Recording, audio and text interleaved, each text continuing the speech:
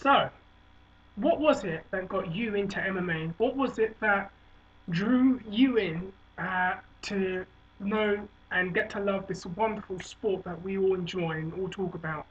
And this is a video where if you want to do a video response, you can. If you want to write and put in a comment, you can. But this is something where I want to know what got all the subscribers or anyone just happening to stumble across here. What was it that you saw that made you go, wow, this looks like something interesting? And I'll start and I'll make this as brief as I can so I can get this over and done with. There were several things that got me into MMA, and the first one was the very, very early UFCs. And being a young person at that time, and you're hearing about this contest where it's almost anything goes, and you know, all these martial artists are going to go up there and we're going to see which one is the ultimate martial art and all of this stuff. And in my head, I'm thinking it's got to be the biggest guy there and the guy that is shredded to pieces and is 6'8" and 300 pounds or whatever, some stupidness that, you know. And I blame pro wrestling and comic books and He-Man for this, by the way. And it was the image that I had in my head, and then having that completely shattered when this very small man in a gi, who just looks like someone you'd see walking down your street, taps every motherfucker out and ends up winning this tournament, and then starts to preach his gospel of Gracie Jiu-Jitsu. And it was that image that really just blew me away. And not only did it blow me away, it shattered a perception and a stereotype I had of fighting at just a very young age. And it made things very, very believable. And I know a lot of people who watched that early UFC who probably felt or thought the same thing. And it was just like, wow, Gracie Jiu-Jitsu is unstoppable. Who can stop Gracie Jiu-Jitsu?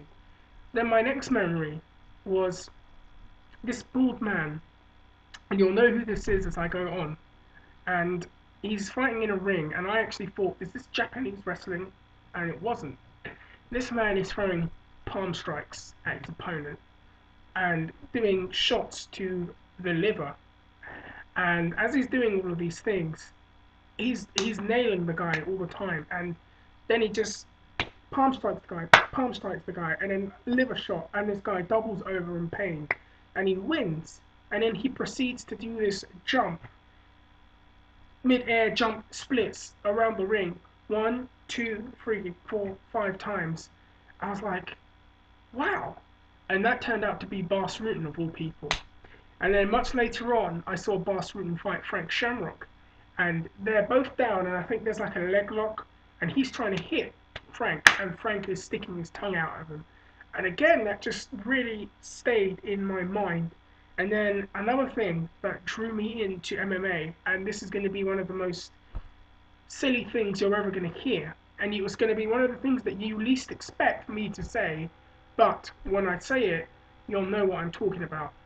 An episode of Friends really drew me into MMA, and it was because Monica at the time was dating this person called Pete Becker, and he was this rich millionaire who owned like a software company. And the story progressed that he wanted to be an ultimate fighter, and there was a big joke about it. And he starts training for this ultimate fighter tournament, UFC tournament. And it was the image of Tank Abbott walking through, coming into the octagon, and you can see Tito Ortiz in there too, and taking his teeth out, his false teeth, and then just seeing the teeth he had left. And but I don't know what it was, but then that really just drew me in even more.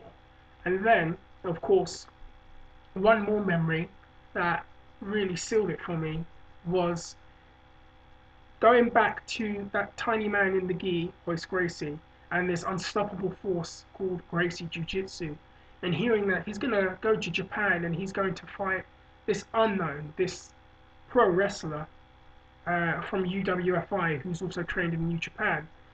And I know so many people who would have probably put their money on Royce Gracie. This is coming off the image of those early UFCs and what Royce Gracie had done.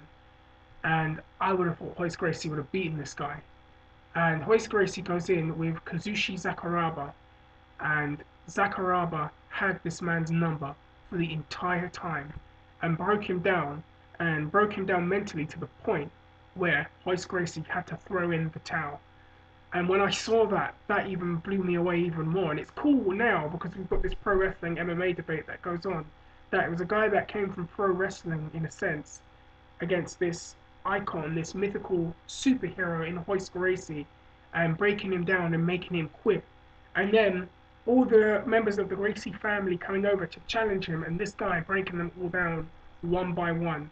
And he became known as the Gracie Hunter, Kazushi Sakuraba, and one of the biggest stars in Japanese MMA and one of the biggest stars in MMA history of all time. And then another thing, and this is when I noticed people starting to talk about MMA and UFC even more, was when Ken Shamrock fought Tito Ortiz in 2002.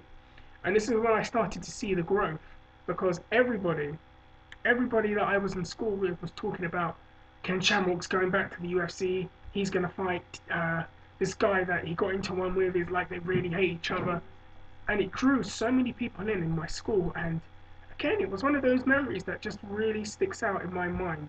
So I'm going to wrap it up right now and leave it there. I'm going to leave a link to that Friends episode if I can find it, and you'll see what I mean. And let me know, what was it that got you into MMA? Was it a particular fight? Was it something particularly silly, like the episode of Friends? Was there anyone else who saw that? Uh, what was it? Did you just happen to just stumble across it one day? Or, for many of you, was it the first season of The Ultimate Fighter? Anyways, guys, right, click a like, subscribe, do whatever you like, and I will get back to you all very soon. Take care and have a good day.